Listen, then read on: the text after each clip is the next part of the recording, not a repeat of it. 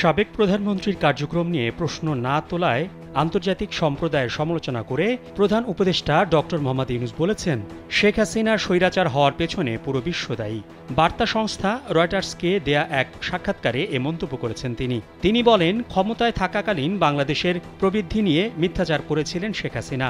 সুইজারল্যান্ডে বিশ্ব অর্থনৈতিক ফোরামের সম্মেলনে যোগ দিয়েছেন প্রধান উপদেষ্টা ডক্টর মোহাম্মদ ইউনূস।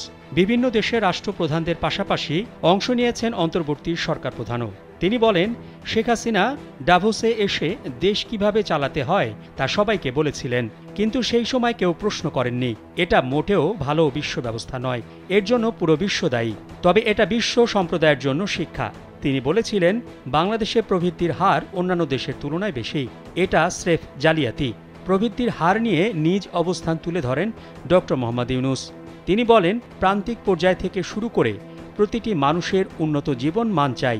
ভারতের সাথে সাম্প্রতিক টানাপোড়েন নিয়েও খোলামেলা কথা বলেন ডক্টর মোহাম্মদ ইউনূস। তিনি বলেন, দুই দেশের সম্পর্ক আরও শক্তিশালী হওয়া উচিত। বাংলাদেশের মানচিত্র ছাড়া ভারতের ম্যাপ আঁকা সম্ভব নয়। ভারতের সাথে সম্পর্কের তিক্ততা ব্যক্তিগতভাবে তাকে পীড়া দেয়।